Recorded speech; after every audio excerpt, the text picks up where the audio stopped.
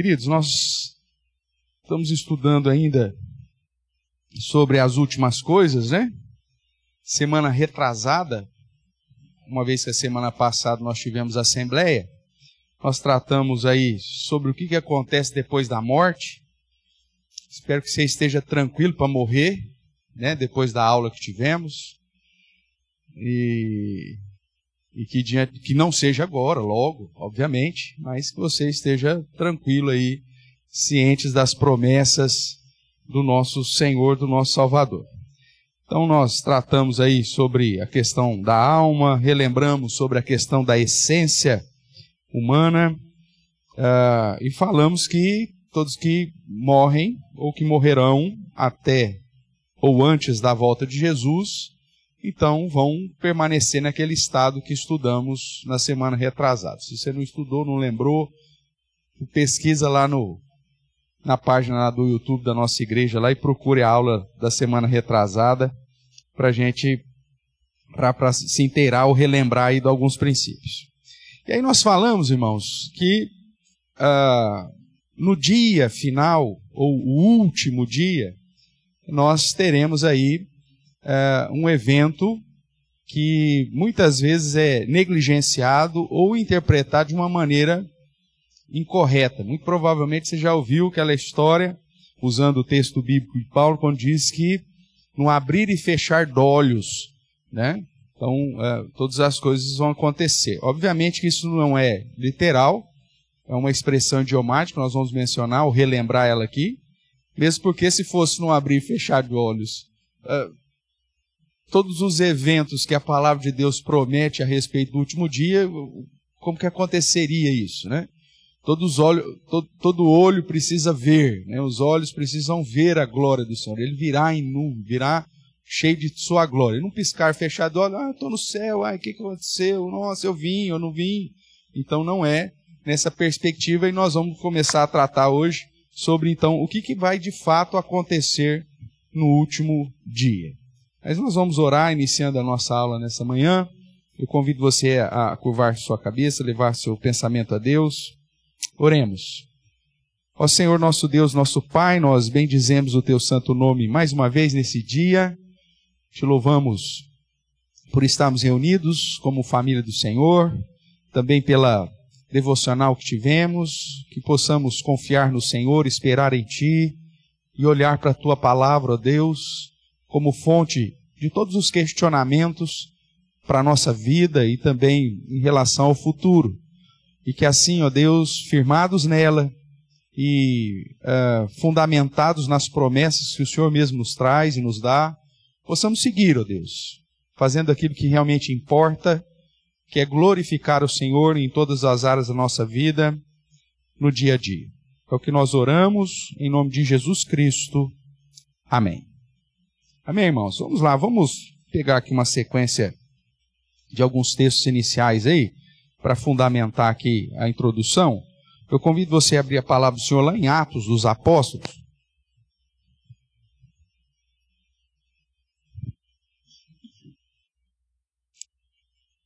Atos dos Apóstolos, capítulo 2, no discurso de Pedro.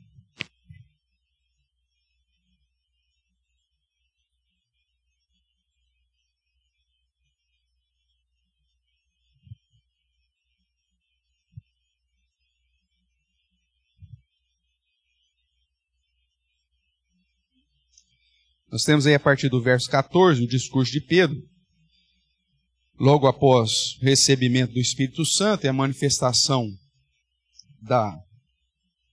das línguas, né? Cada um falando um idioma específico.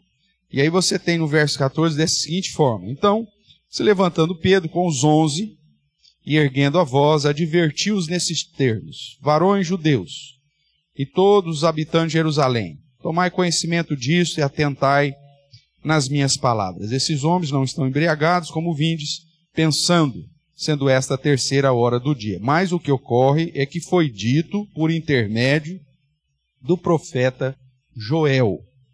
E aí Pedro diz: e acontecerá nos últimos dias, diz o Senhor, derramarei do meu espírito sobre toda a carne, vossos filhos, vossas filhas profetizarão, vossos jovens terão visões, sonharão os vossos velhos, até sobre os meus servos e sobre as minhas servas derramarei do meu espírito naqueles dias e profetizarão.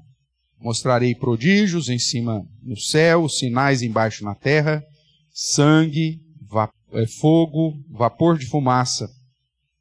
O sol se converterá em trevas, a lua em sangue, antes que venha o glorioso, o grande e glorioso dia do Senhor. E acontecerá que todo aquele que invocar o nome do Senhor será salvo. Ótimo. Então nós vemos, irmãos, que há uma distinção nos termos bíblicos sobre a ideia dos últimos dias, no plural, últimos, e o último, no singular, dia, ou o grande e glorioso dia do Senhor. Nós vamos começar a tratar aqui a respeito desse grande e glorioso dia do Senhor. E segundo a explicação de Pedro aqui, e não há dúvidas que ele estava cheio do Espírito Santo e inspirado pelo Senhor, porque é o texto que fala do derramamento do Espírito, ele diz que desde o derramamento do Espírito Santo nós já estamos vivendo o quê? Os últimos dias. Essa expressão, últimos dias, é recorrente, né? Nas Escrituras, tanto aqui no registro de Lucas, o apóstolo Paulo também vai usar isso. Vamos dar uma olhadinha aqui. Cartas pastorais, 2 Timóteo, capítulo 3.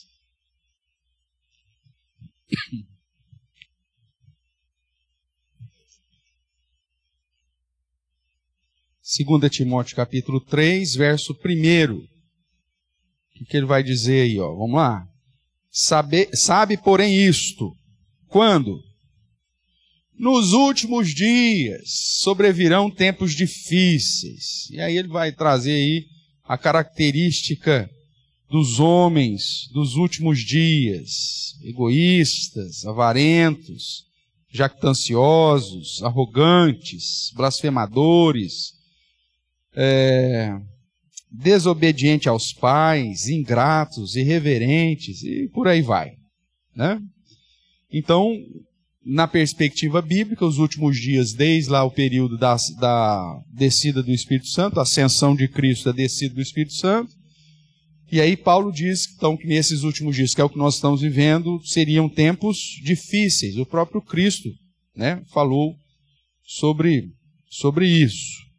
Quando nós olhamos também para outros textos, né, o apóstolo João, ele também vai usar essa ideia de que já estamos vivendo os últimos dias, né, tanto na sua carta, como também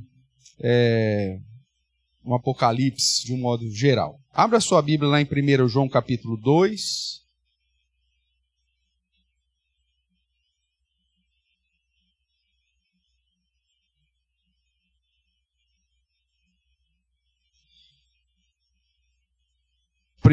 João capítulo 2, verso 18.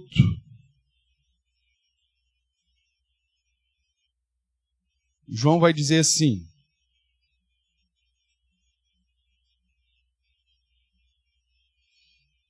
filhinhos, já é o quê? A última hora.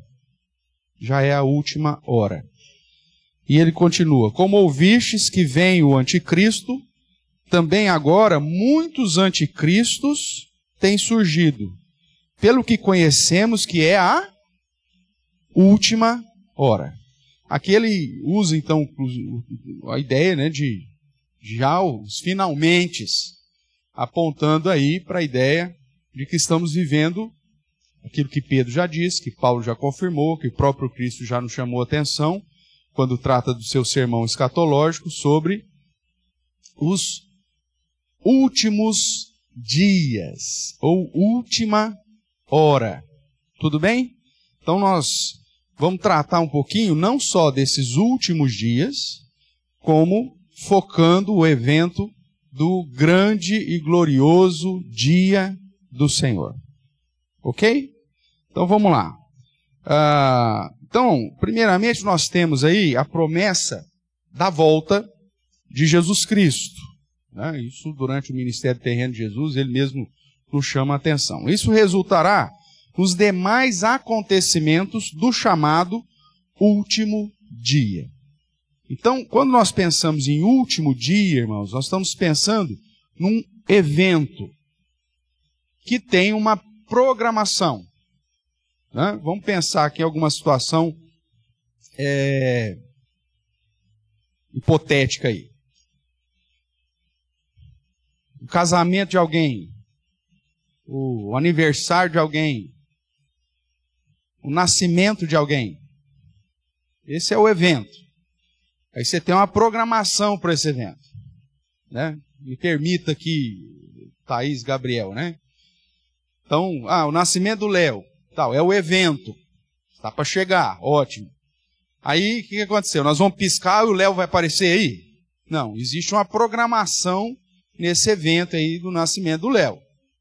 Que já está sendo tomado aí algumas, né, providências desde agora, né?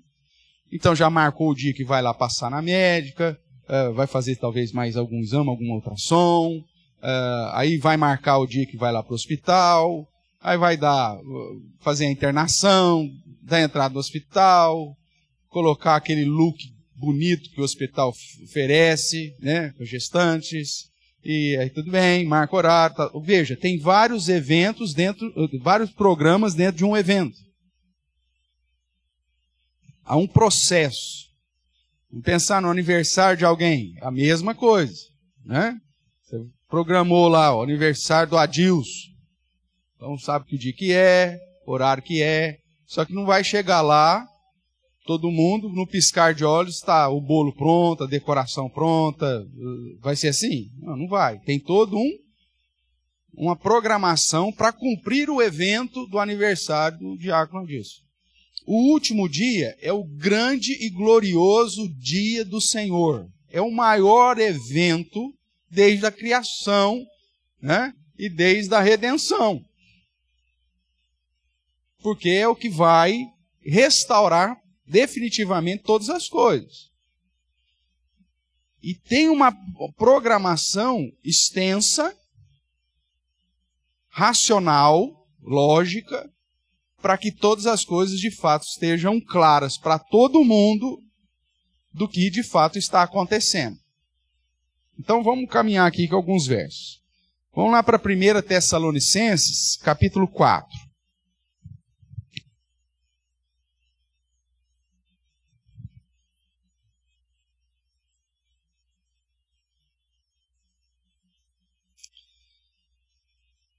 Estamos aqui diante de um texto clássico, né, a respeito da volta do Senhor.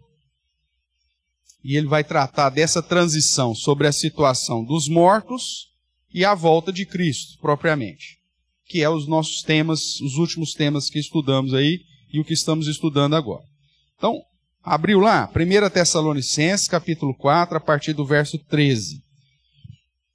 Depois nós vamos entrar aqui talvez um pouquinho já no 5, já para ganhar um tempo aqui, que é um texto que na sequência aí nós precisamos. Então ele vai dizer assim: não queremos, porém, irmãos, que sejais ignorantes com respeito aos que dormem. Deixa eu fazer uma pausa aqui para relembrar a aula passada, a aula, né, no domingo retrasado. Nós vimos que a perspectiva da morte, ele trata da essência humana, não é isso?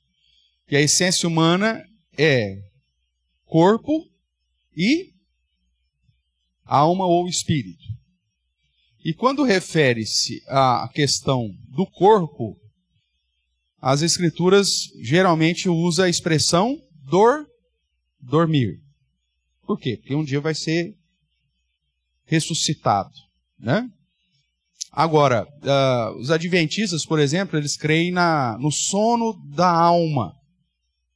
né? Então, morreu, está todo mundo dormindo, ninguém sabe nada, porque eles aplicam esse texto aqui não só para a questão do corpo, mas para a questão da alma. Isso, de certa forma, contraria alguns princípios que o próprio Senhor Jesus trouxe no Evangelho, quando ele cita a história de Rico e Lázaro. E ali é um texto interessante, porque toda a estrutura que foi registrada não aponta para uma parábola. Porque geralmente quando Jesus vai trazer uma parábola, o autor faz questão de identificar. E ele passou a ensinar por parábolas. E aí vai. Ali você não tem esse tipo de indicação. E aí Jesus diz que morreram ambos e a alma de ambos foram para a presença de Deus. Um reservado em castigo, diante da ira do Senhor, diante da aplicação da justiça do Senhor, e outro naquilo que o texto chama de o seio de Abraão, ou seja, na presença de Deus, desfrutando também já das benesses da presença do Senhor, aguardando, obviamente, esse dia final, o grande e glorioso dia do Senhor. Outro texto também que nos aponta isso é o caso de Apocalipse, não só uma vez, mas algumas vezes no paralelismo da literatura apocalíptica judaica, onde você vê a alma dos santos diante do altar do Senhor, inclusive clamando para Deus, até quando o Senhor vai julgar, né? Vai vingar aqueles que foram martirizados por conta da palavra e do testemunho. Então, biblicamente falando, e a nossa confissão de fé aponta para o fato que nós cremos que quando morremos o corpo dorme, de fato, aguardando a ressurreição, porém a nossa alma, na presença de Deus, permanece ativa, porque ela é imortal, né? Ela não vai morrer, e aguardando esse momento em que ela volta na ressurreição, para que com o nosso corpo glorificado, como diz Paulo lá em 1 Coríntios 15, nós possamos adentrar definitivamente no novo céu e na nova terra. Então, aqui quando ele fala do dormir, ele está referindo-se ao nosso corpo, tá bom? Então vamos lá. Não quero que sejais ignorantes a respeito dos que dormem, para não vos entristecerdes como os demais, que não têm esperança. Pois se cremos que Jesus morreu e ressuscitou, assim também Deus, mediante Jesus, trará em sua companhia os que dormem. Ora, ainda vos declaramos por palavra do Senhor isso. Nós, os vivos, os que ficarmos até a vinda do Senhor, de modo algum precederemos os que dormem. Porquanto o Senhor mesmo, dada a sua palavra de ordem, ouvida a voz do arcanjo e ressoada a trombeta de Deus, descerá dos céus, e os mortos em Cristo ressuscitarão primeiro. Depois nós, os vivos, os que ficarmos, seremos arrebatados juntamente com eles entre nuvens, para o encontro do Senhor nos ares, e assim estaremos para sempre com o Senhor. Consolai-vos, pois, uns aos outros com estas palavras. Ok? Até aqui? Então veja que não é o objetivo do apóstolo Paulo definir aqui o programa do evento do grande e glorioso dia do Senhor, mas ele coloca alguns detalhes, inclusive colocando uma certa ordem na programação. Ele vai dizer que nós não vamos subir para o céu antes dos crentes que morreram em Cristo serem ressuscitados. E esse aqui é um argumento interessante para combater aqueles que acreditam no arrebatamento da igreja antes do dia final. Dentro da perspectiva principalmente pentecostal, neopentecostal, o arrebatamento dos crentes, né, vai ser um evento antes do dia final, na visão deles, né? Por isso que, na visão deles, que é traduzido alguns material, né? Tem aquele filme ou livro deixado para trás, aquela coisa. Está aqui, de repente, puf, num piscar de olhos, as pessoas somem. Você vai para o lado assim, deu fulano, né? Foi embora. Balancinho lá, a criancinha no filminho lá, fica lá balancinho sozinho, só a roupinha da criança lá. né? O avião, o piloto some, né? Aí vem, ó, já tem companhias aéreas contratando só piloto ímpio, para não ter perigo de ter acidentes, tal, porque se o piloto sumiu, já imagina. Mas isso é uma fantasia das mais... Me permita aqui, porque eles falam besteira, então me permita falar uma besteira mais ridícula que tem, mais piegas que tem. Porque a visão de um arrebatamento anterior ao grande e glorioso dia do Senhor aponta para o fato de um sarcasmo terrível em Deus, que nos levaria para o céu, nos daria uma amostra do céu e depois nos faria descer para cá de novo para viver 1000 anos literais nessa bagaça que é a terra corrompida. Isso é ilógico. É só ter um pouquinho de tutano, meu Deus do céu. Existe uma ordem prevista. O arrebatamento não pode preceder a ressurreição dos crentes. É isso que Paulo está dizendo aqui. Observa aí, ó. Verso 15. Ora, ainda vos declaramos por palavra do Senhor isso. Nós, os vivos, ou seja, os que estiverem até a vinda do Senhor, que ficarmos até a vinda do Senhor, de modo algum precederemos os que dormem. Porquanto o Senhor mesmo, dada a sua palavra de ordem, ouvida a voz do arcanjo, ressoada a trombeta de Deus, descerá dos céus, os mortos em Cristo ressuscitarão primeiro, e depois, nós, os vivos, os que ficarmos, seremos arrebatados. Juntamente com quem? Com eles. Está no plu? Quem que são esses eles? Os crentes que ressuscitaram. Não é juntamente com o Elê, falando que nós vamos ser levados simplesmente com Jesus. Nós vamos estar juntamente com eles. Ou seja, todos aqueles que morreram em Cristo e que nesse evento do grande e glorioso dia do Senhor, quando Jesus voltar, vão ser ressuscitados. E aí, então, nós seremos unidos com eles, elevados para o céu. É lógico que Paulo não está aqui com o programa completo do negócio. O foco dele não é trazer o cronograma, o programa aqui do evento. Mas ele nos dá indicativos. Por que não está completo? Porque você vai entender que, associando com outros textos, tem outros eventos que precisam ocorrer. Mas a ideia de Paulo é o seguinte: chegou o grande dia do Senhor. O grande e glorioso dia do Senhor. Esse é o dia do evento. Dado pela sua palavra de ordem, com a voz do arcanjo, tocada a trombeta. Aí o que vai acontecer? Descerá dos céus. Quem que descerá dos céus? Jesus. Olhando para o verso anterior, com a vinda de Cristo, o que vai acontecer? Os crentes em Cristo ressuscitam. Os vivos, Paulo não trata aqui, mas vai tratar lá em 1 Coríntios 15, vão ter os corpos transformados ou glorificados. Aí nós temos o julgamento de todo mundo. Porque aqui na ressurreição dos mortos, quando ele fala dos crentes, o foco dele aqui, mas na ressurreição é a ressurreição tanto dos crentes quanto dos descrentes.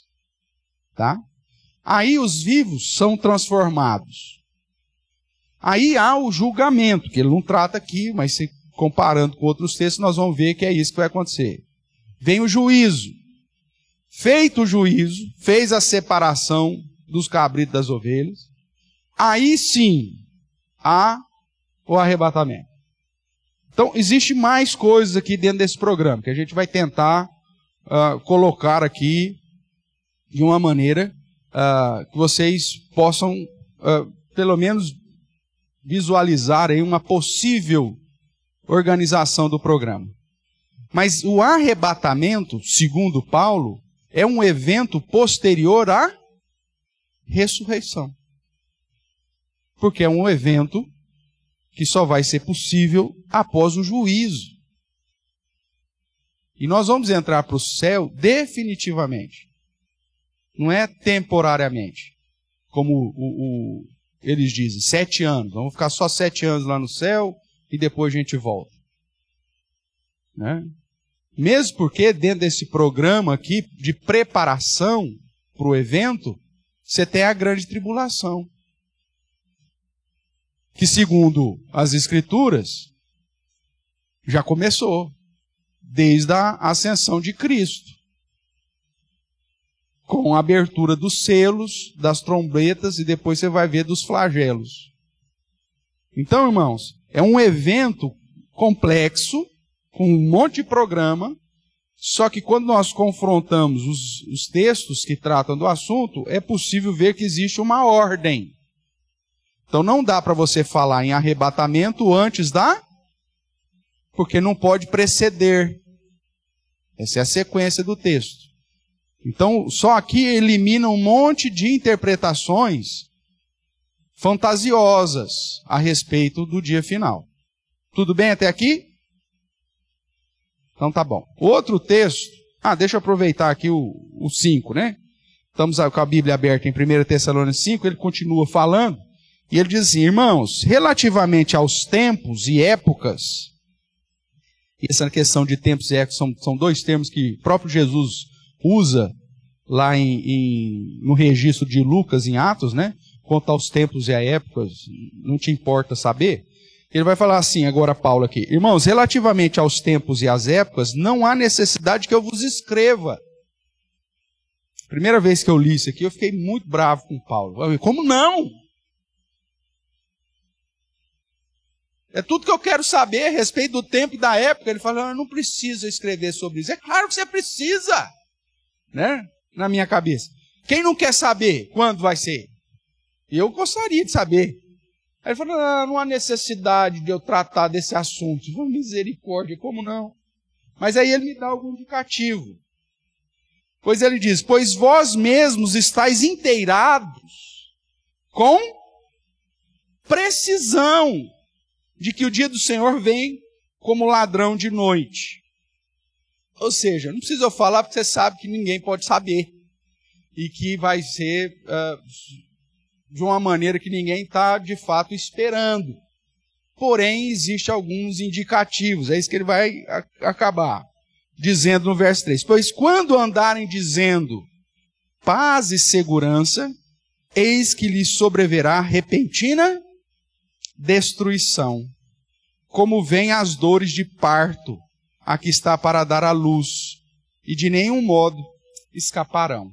Então, ele coloca aqui, inclusive, mais um detalhe que precede o dia do Senhor, que precede o grande e glorioso dia, o dia final, que vai ser destruição. Que é o que está lá em Apocalipse, que os ímpios, inclusive, pedem para os montes caírem sobre si. Lá uma figura de linguagem, obviamente, mas eles veem a chegada desse dia, ou os preparativos para o grande dia, em desespero. Porque eles não querem comparecer ao tribunal de Deus.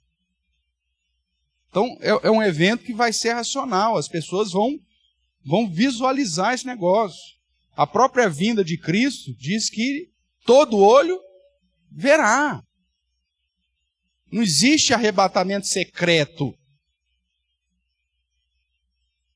Porque o arrebatamento, como vimos, é um evento posterior à ressurreição. É um negócio que vai ser visto de uma maneira clara. Todo mundo. E todo joelho se dobrará, toda língua confessará. Não tem como fugir dessa situação. Então, essas ordens apontam para a vinda, o dia do juiz, né, o dia final, ou o grande e glorioso dia do Senhor, como a vinda de Cristo, com eventos que preparam esse dia de destruição e tudo mais.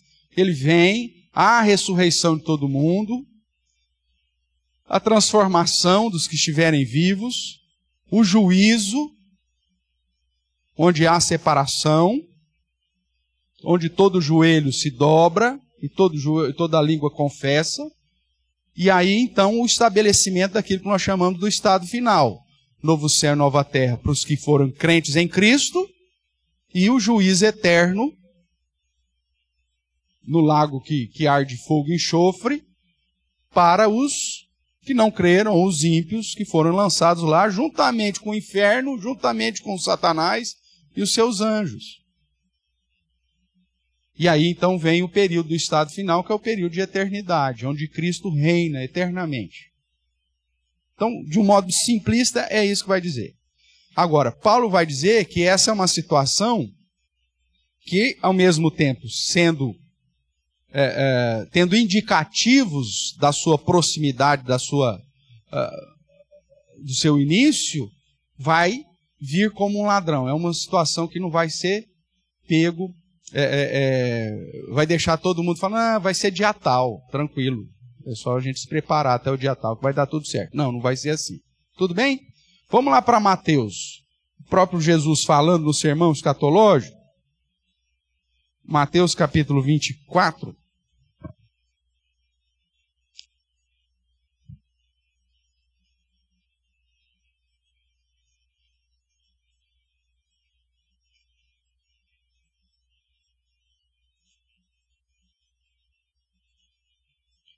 Mateus capítulo 24, a partir do verso 29, nós vamos ler.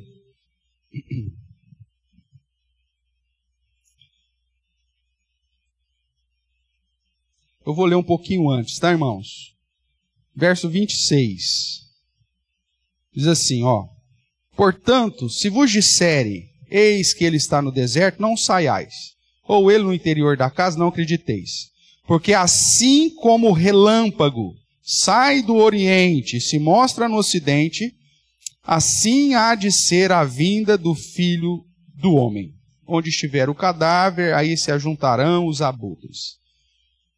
A volta de Cristo vai ser um evento visível e que vai trazer destruição.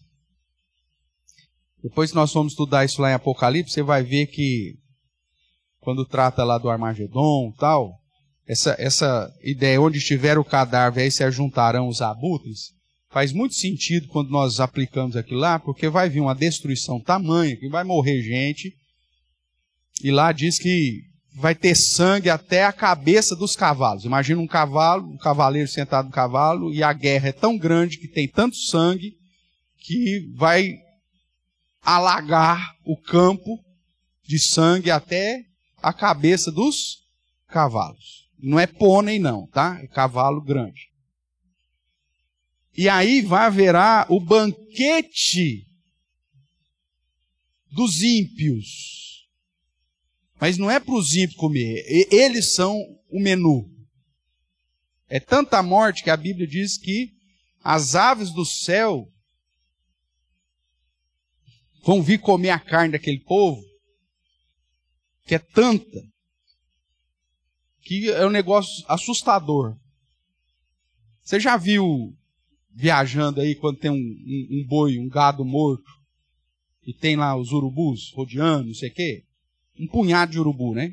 Carniça vem e tal. Agora imagine uma destruição que vai morrer centenas de milhares, milhões. Imagina os abutres. Essa é a ideia que Apocalipse traz lá. O que ele está querendo dizer com essa afirmação, onde tiver o cadáver, assim já lutarão os abutres, que é algo visível, não tem como você não identificar. Vai ser um negócio tão assustador na perspectiva humana, que você falando, é isso. Chegou. Começou. O evento começou. Tudo bem? E aí ele vai dizer a partir do 29. Logo em seguida, a tribulação daqueles dias, ele está falando da tribulação, que lá no verso 21, ó, ele chama de grande, né? Porque nesse tempo haverá o quê? Grande tribulação. Então a grande tribulação ocorre antes da vinda de Cristo. Então logo em seguida a tribulação daqueles dias, aí os sinais que estão previstos, né? Eclipse no sol, na lua, as estrelas cairão do firmamento, os poderes do céu serão abalados. Então aparecerá no céu o sinal do Filho do Homem, e todos os povos da terra se lamentarão, e verão o Filho do Homem vindo sobre as nuvens do céu com poder e muita glória. Então veja, grande tribulação. Aqui o foco são os ímpios, tá? É lógico que para nós, o texto bíblico já nos diz que quando estiver chegando, fomos perseguidos, aquela coisa toda, os selos forem aplicados sobre nós, que é a perseguição, para a gente olhar para os céus e exultar, porque próximo está a nossa redenção. Agora, para os povos da terra, não tem coisa pior para o ímpio, irmãos, do que a volta de Jesus. Não tem nada pior que isso. Porque é o fim, não tem mais nada para ele. Acabou, já era. Então eles lamentarão. Né? E aí verá o Filho do Homem. Então tem grande tribulação, aí todos os eventos preparatórios. Aí vamos lá pensar, volta de Cristo, Jesus voltou. Os ímpios entram em desespero. Sinais terríveis de tudo quanto é do jeito. No céu, na terra, como o Apocalipse depois vai tratar. E aí, depois disso, você tem aqui nesse meio tempo a ressurreição, que Paulo tratou lá em 1 Tessalonicenses, que todo mundo vai ter que passar pelo juízo. E aí começa o juízo propriamente. Veja aí o verso 31. E ele, depois que Jesus voltou, ele enviará os seus anjos com grande clangor de trombeta, lembrando que trombeta indica juízo sobre o ímpio, os quais reunirão os seus escolhidos dos quatro ventos de uma a outra extremidade dos céus. Então veja, haverá o ajuntamento para o juízo, logo após a vinda de Cristo. Há uma relação, nós já estudamos isso em outros tempos, sobre as festas que Deus estabeleceu para o povo de Israel, as festas judaicas, com os eventos redentivos de Jesus. Né? Então isso é uma forma didática, mas a ideia é simples. Vamos relembrar aqui, fazer esse parênteses. Você lembra quais são as 7 festas que Deus instituiu? As festas cerimoniais? Vamos ver se a gente lembra junto? Primeiro, Páscoa. Primeiro mês do ano, no calendário judaico, 14 dias, né? Páscoa. O que aconteceu na Páscoa com Jesus Cristo? E morreu. Tá? Lembrando que o dia começa no pôr do sol. Então começou o dia 15, no dia ao pôr do sol. Jesus come a Páscoa. E a Páscoa era para ser comida durante a noite, a madrugada toda. Ele come a Páscoa. Pelo jeito os discípulos comiam bem, porque não sobrou nada para queimar no outro dia, né? Então eles comeram a Páscoa. E no meio da madrugada, já tinham comido tudo, eles resolvem ir para o jardim. Foi lá para o Getsemane, lembra? Para orar. E aí acontece a prisão de Cristo. E ainda no dia de Páscoa, na parte da manhã, ele já é julgado pelos judeus, é levado para os romanos no meio da manhã, sentenciado no meio-dia, na metade do dia, crucificado às 3 da tarde. Tudo bem? Dia de Páscoa. Preparando o início da segunda festa. Qual que é a segunda festa? Pães asmos. Então, Jesus morre no dia de Páscoa. Aí ele é sepultado no início de Pães Asmos. Durante a festa de Pães Asmos, você tinha uma terceira festa embutida. Qual que era a festa? Primícias. O que acontece no domingo, então? Porque a primícia sempre acontecia no domingo. A ressurreição. Então, Jesus morre na Páscoa, sepultado, Pães Asmos, ressuscita nas primícias. Depois das primícias, você conta 50 dias. E aí você tem a festa do Pentecostes. Por isso Penta, né? Que é os 50. E aí o que acontece na festa de Pentecostes? Descida do Espírito Santo.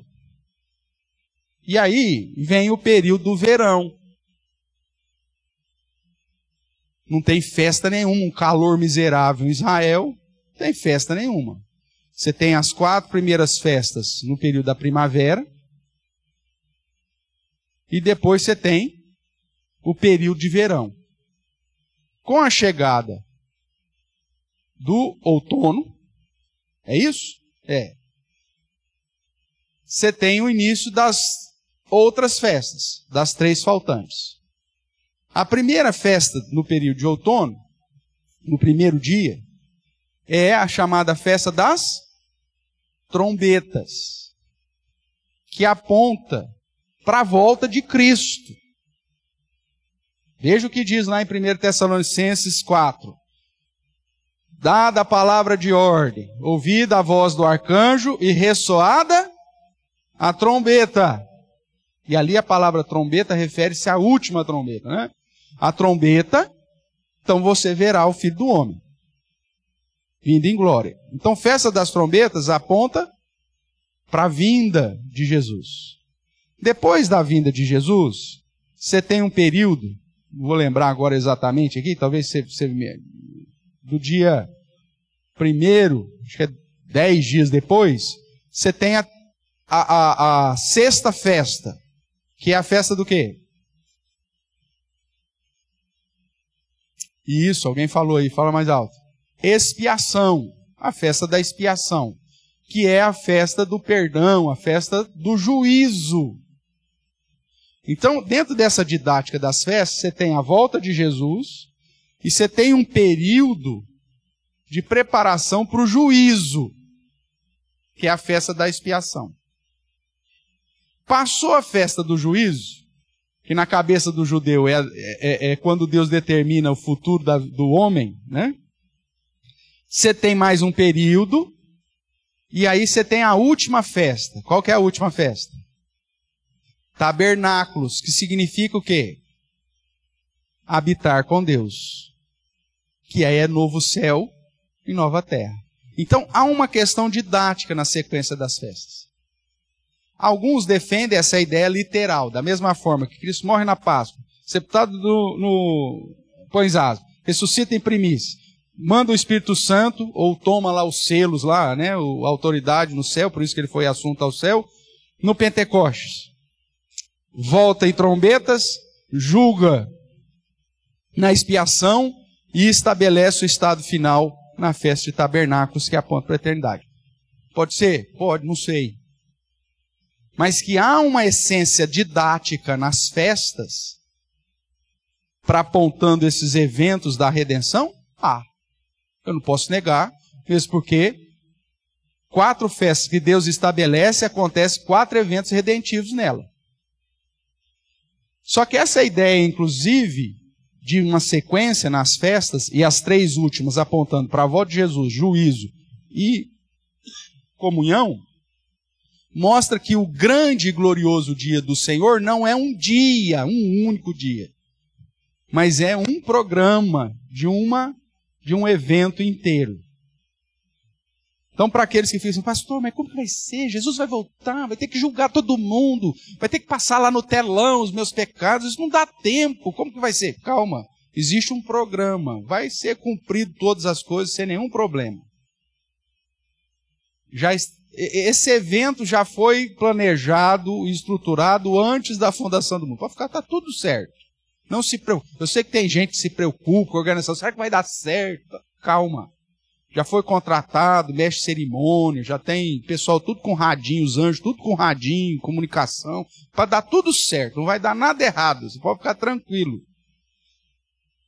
E não vai ser num piscar de olhos, porque na verdade a expressão no abrir e fechar de olhos é uma expressão idiomática que refere-se à festa das trombetas. Por que a festa das trombetas? Porque a festa da trombeta é a única festa que acontecia em que lua? Na lua nova, que é a lua mais escura. Por isso, quando o noivo vem resgatar a noiva, ele vem na semana da lua nova.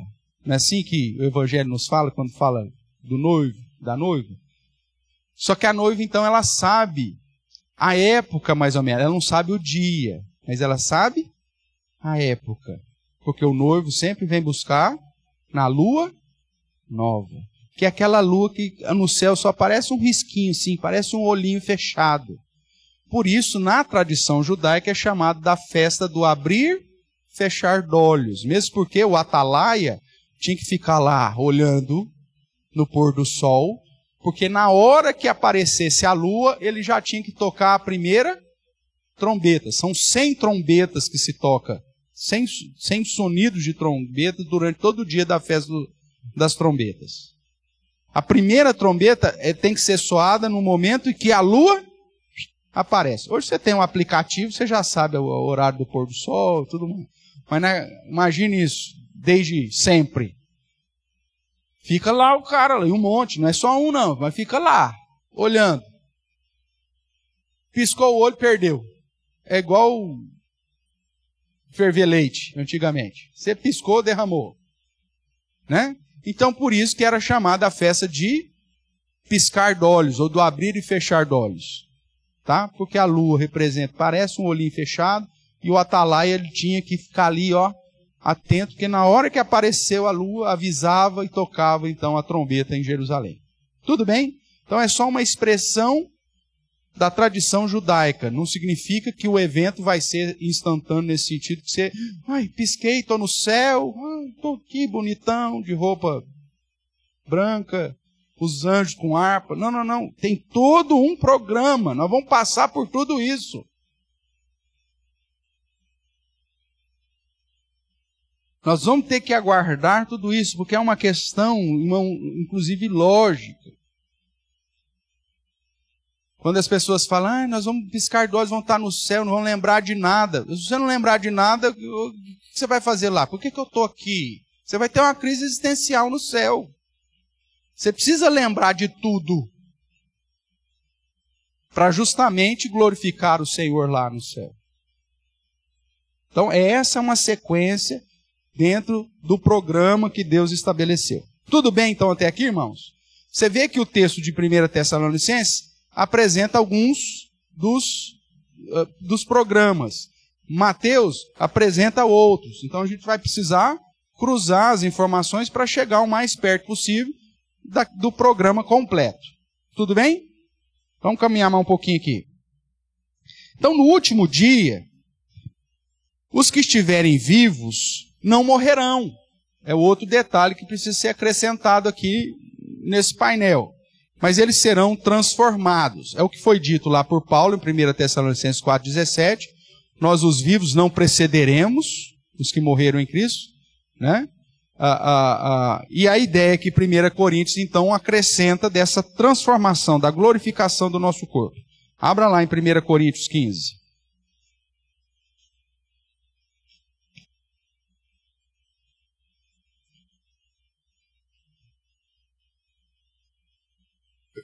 Ideal seria ler aí todo o capítulo, mas eu vou pensar aqui alguns versos, deixando a tarefinha para você, né, como aluno, um bom aluno de escola dominical, fazer a tarefinha aí da semana, que é ler o capítulo 15 todinho, tá bom? Mas vamos lá. Focando o subtema aqui, que é a transformação dos crentes, dos vivos, a partir do verso 50 é dito assim: isso afirma, irmãos, que a carne e o sangue não podem herdar o reino de Deus, nem a corrupção herdar a incorrupção. Eis que vos digo um mistério: nem todos dormiremos, mas transformados seremos todos. E aí ele vai dizer: num momento, num abrir e fechar de olhos, ao ressoar da última trombeta. Ou seja, quando que eu vou ser transformado? Quando Jesus voltar. É aí que vai acontecer a minha transformação. Tá? E aqui cabe a aplicação do instantâneo. Tá? Você não vai ficar 9 meses se transformando, como se fosse só gestação. Porque é uma parte importante do evento. Mas os que não estiverem vivos no dia da volta de Cristo vão ser transformados. Todos, diz assim. Transformados seremos todos. Ok? Todos os mortos, então sem exceção, serão ressuscitados com os mesmos corpos, embora com qualidades diferentes. E se unirão novamente as suas almas para sempre. Vamos ver o que diz aqui o verso 42, de 1 Coríntios 15. Pois assim também é a ressurreição dos mortos. Semeia-se o corpo na corrupção e ressuscita na incorrupção. Semeia-se em desonra, ressuscita-se em glória. Semeia-se em fraqueza, ressuscita em poder. Semeia-se corpo natural, ressuscita corpo espiritual. Se há corpo natural, há também corpo espiritual. Pastor, como que esse negócio? Não sei. A única coisa que nós sabemos é que esse corpo espiritual é a semelhança do corpo de Cristo, ressurreto. Quando Jesus ressuscitou, ele ressuscitou de modo que as características permaneceram as mesmas, porém com diferença. Era um corpo tangível, ao ponto dele chegar para Tomé e falar assim, toca aqui, sente o meu lado. Um fantasma não tem corpo, não é assim que ele fala? Então é tangível, você vai sentir. Só que é um corpo que não está preso aos limites da lei da física. A casa estava toda fechada e de repente apareceu no meio da casa, com as portas trancadas, janelas trancadas, quem? Jesus, né? Shalom, paz seja convosco. Imagine. Aí os caras, mas como? É um fantasma. Não, não é não, toca aqui, sente. Não sou. Então é um corpo que entra num lugar que atravessa a parede, mas ao mesmo tempo, você toca. É um corpo que come. Jesus comeu lá um peixinho assado, pão, mel, lembra disso? Né? Durante os 40 dias que Jesus ficou ressurreto aqui, porque Jesus não ressuscitou no domingo e foi para o céu. Ele ressuscitou em primícias e permaneceu 40 dias, aparecendo para os seus discípulos. Aqui no texto de Romanos vai dizer que ele apareceu para mais de 500 pessoas de uma vez só. E era um corpo, então, tangível, mas com habilidades fora daquilo que nós conhecemos hoje. Se for tentar hoje atravessar uma parede, muito provavelmente você vai ter uma dor de cabeça muito grande, né? Mas Jesus fazia isso. Não se limita à questão temporal, né, do tempo. Ele está aqui e fala assim, ó, vai até Galileia, vai até Jerusalém, que eu vou encontrar vocês lá. De repente, ele já está lá. Então, esse é um corpo glorificado. Muito provavelmente é nesse sentido que o nosso corpo será esse corpo espiritual, de poder e não de fraqueza, de honra, de glória e não de desonra. Agora, pastor, eu não gosto do meu nariz, pastor. Eu vou ressuscitar com esse nariz aqui. Se o seu nariz é uma consequência da queda, por isso que ele é tão feio assim, você vai vir com um nariz glorificado, bonitinho. Agora, se o seu nariz não for consequência da queda, vai ser esse nariz mesmo, não tem o que falar. É lógico que eu estou brincando contigo aqui, mas esse corpo glorificado, irmãos, ele vai tirar de nós tudo aquilo que a corrupção do pecado trouxe. Não vai envelhecer mais, não vai adoecer mais, aquela coisa toda. Mas tem gente que vai, pastor, e nós vamos voltar com que idade? Eu quero morrer cedo então, para ficar na eternidade jovem. Não sei, irmãos, como vai ser. Existem várias tentativas, mas é devaneios, né, de alguns teólogos. Falam, não, todo mundo vai voltar aos 33 anos, que é a idade que Cristo morreu, que é a semelhança de Cristo, então vai ser isso. Mas isso é devaneio, tá certo? Agora, vai ser um negócio que não vai trazer nenhum prejuízo para você, você pode ter certeza disso. Pastor, se durante a vida tem uma cicatriz, como vai ser? Muito provavelmente você não vai ter. Ah, perdi um braço, pastor. Muito provavelmente você vai estar completo lá. Pastor, quem morreu queimado, como vai ser? Meu amigo, Deus fez do pó Adão. Outros vão dizer que é a fase adulta também, por causa de Deus ter criado Adão e Eva já adultos, né? Então, para Deus, tudo é possível. Agora, podemos cravar? Não, não podemos. A Bíblia não nos dá nenhum indício que vai ser dessa forma. Só que o que eu quero tranquilizar é que na sua ressurreição você vai ser transformado para melhor. E toda a corrupção que o pecado trouxe vai ser retirado. Tudo bem? Então, se a sua careca é fruto de uma consequência natural do pecado, opa, você vai ter uma cabeleira linda, né?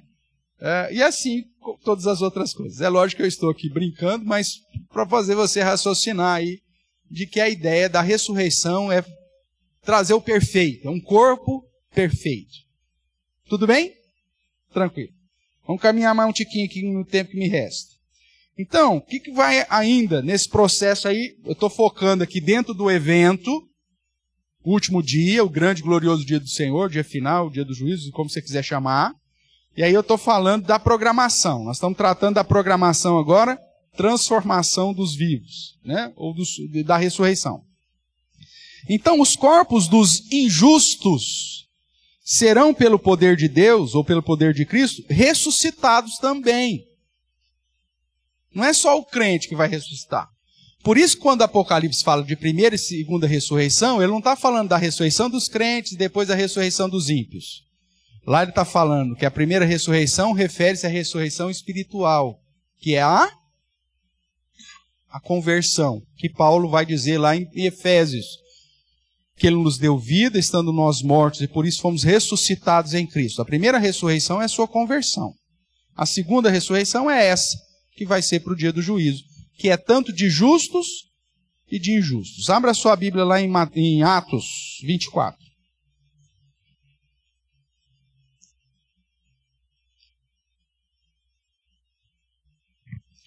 Atos capítulo 24, verso 15.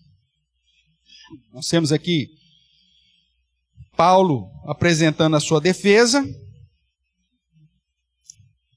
depois do Tértulo querer fazer a caveira dele, diante de Félix.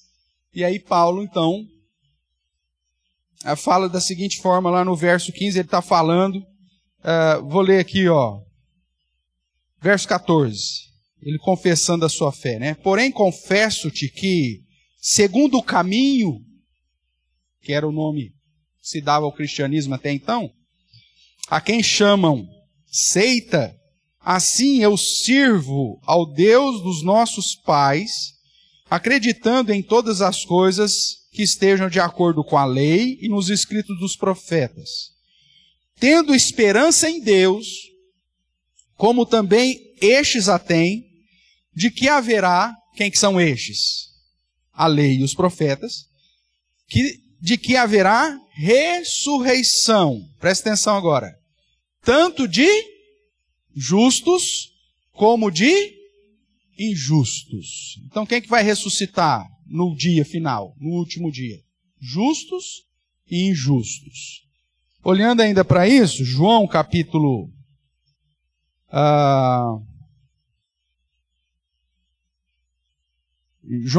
5, está com uma vírgula aí, pode ser que eu tenha errado aqui, por isso que eu estou meio preocupado aqui, mas eu acho que é isso mesmo. Verso 28 e 29. Isso. Então, João capítulo 5, em vez dessa vírgulazinha aí, é um ponto, tá? Se você estiver anotando, você considera aí. Diz assim João 5, 28. Não vos maravilheis disso, porque vem a hora em que todos os que se acham no túmulos ouvirão a sua voz e sairão. Os que tiverem feito o bem, para a ressurreição da vida. E os que tiverem praticado o mal, para a ressurreição do juízo. Então veja, que aqui Cristo mesmo diz que a ressurreição é tanto de justos e injustos. A diferença é o resultado final do juízo. Um vai ser ressurreto para a vida, o outro ressurreto para o juízo, para a condenação. Tudo bem até aqui? Então veja, nós já traçamos aqui alguns programas, alguns detalhes do programa do evento último dia, do grande e glorioso dia do Senhor. Você tem algo preparatório, que é algo de destruição, e aí o dia começa com a volta de Cristo.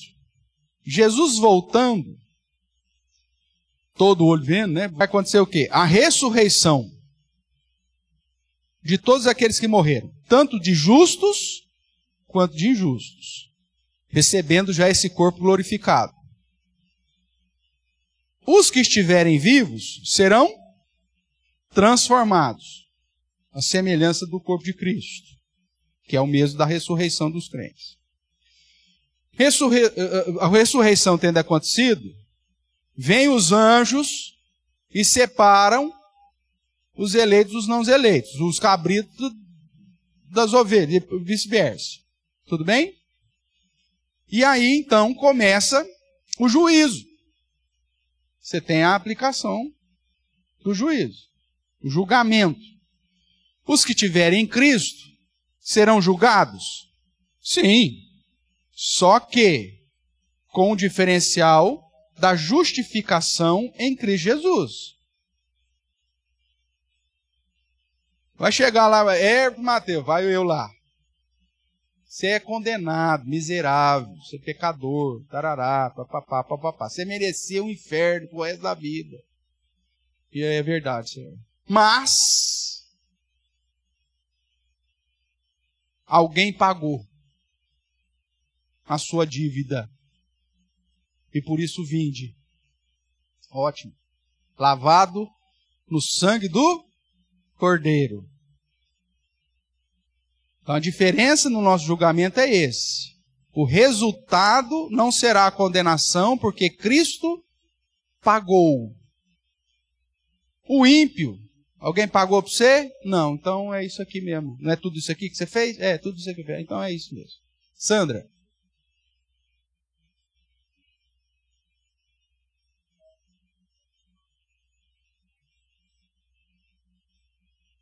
A alma ou o espírito dela estão com Deus.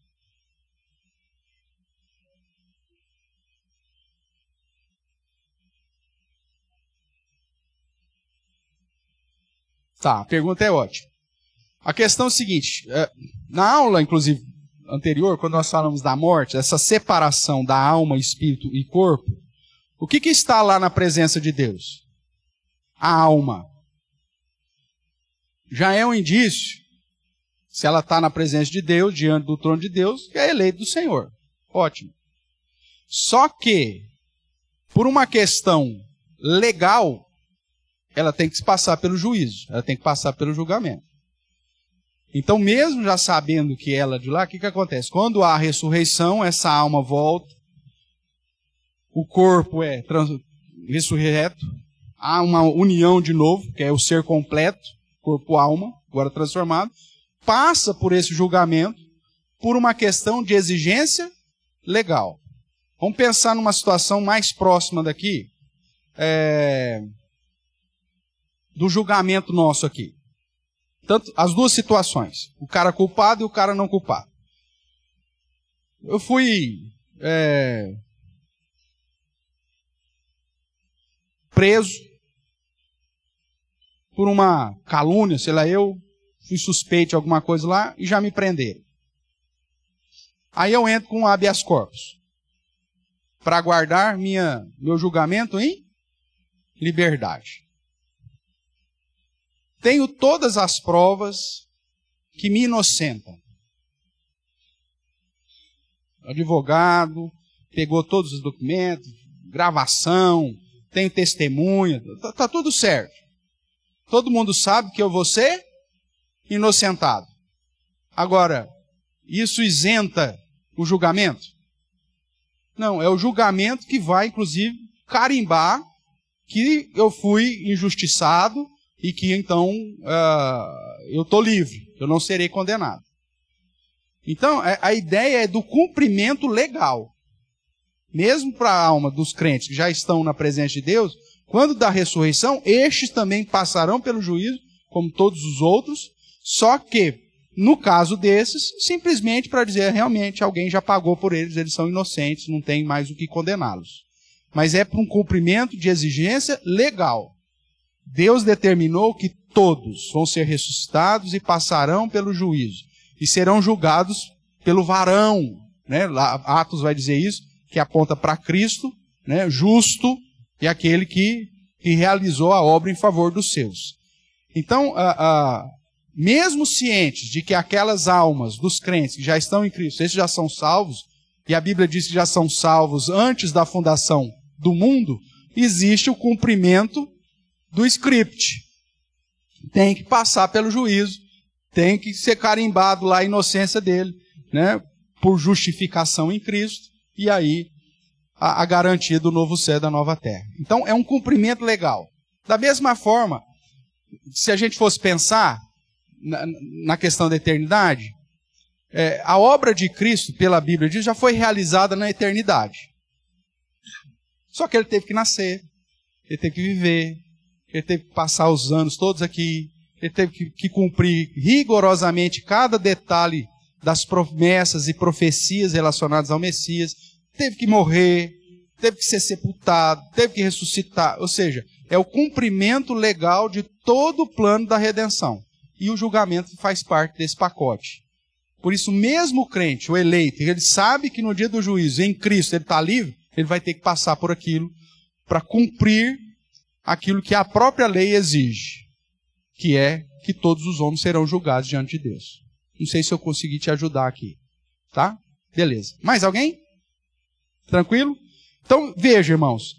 Justos e injustos comparecerão diante do trono do Senhor. Isso faz parte do programa. Por isso que não pode ser instantâneo. É um negócio que vai ter que cumprir etapas, que é a ideia didática das festas.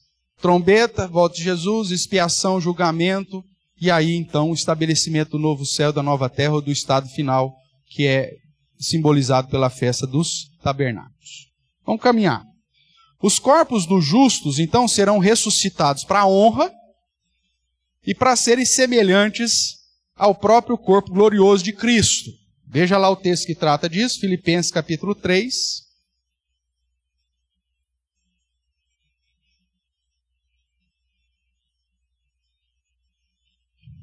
Filipenses capítulo 3, verso 21.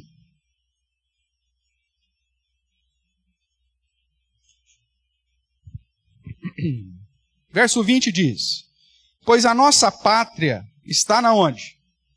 Nos céus, de onde também aguardamos o Salvador, o Senhor Jesus Cristo, o qual transformará o nosso corpo de humilhação para ser igual ao corpo da sua glória, segundo a eficácia do poder que ele tem de até subordinar a si todas as coisas. Então, associando 1 Coríntios 15 com Filipenses, nós temos que teremos o nosso corpo, então, transformados, ou aqueles ressuscitados receberão um corpo glorificado, e segundo Paulo diz aqui, igual ao corpo da glória de Cristo, igual ao corpo da glorificação de Cristo. Tá? Isso nos permite, então, entender que é um corpo tangível, porém, com qualidades e características que nós desconhecemos, mas que já foram vistas em Cristo, quando nos 40 dias passou aqui ressurreto antes da sua ascensão. Tudo bem até aqui, irmãos? Dúvidas até aqui? Tranquilo? Tá. Nós vamos parar hoje por aqui. Semana que vem, se Deus permitir, aí nós vamos continuar dentro desse evento, o dia glorioso, o grande dia glorioso do Senhor, o dia final, e aí nós vamos começar a tratar de outro programinha previsto aí nesse dia, que é o próprio juízo. E aí tratar um pouquinho como que vai ser essa situação aí. Tá? Então nós vimos que o dia final é um evento grandioso, que tem uma programação que vai ter que ser cumprida. começando o dia final, começando com a volta de Cristo, a ressurreição de todo mundo, inclusive a ressurreição dos crentes, a transformação dos vivos, porque não pode preceder os que morreram em Cristo, juízo, né, separação lá entre isso e tal, julgamento, juízo, arrebatamento, estabelecimento do novo céu, da nova terra, ou do lugar de castigo eterno. De um modo bem simplificado. Aí depois a gente vai trabalhando com as coisinhas, as programações que estão dentro aí, desse grande evento. Ok? Pastor, todos os ímpios serão ressuscitados? Sim. Até o pior deles. E serão julgados. Ah, mas nós já sabemos que ele está no inferno. Não tem problema, ele vai ser ressuscitado. E a mesma contrapartida lá, Sandra, vai ter que passar pelo julgo. Já sabe que está condenado. Já sabe, inclusive, qual é a pena. Que é a condenação, sofrimento eterno. Mas vai ter que passar pelo dia do juízo. Ok?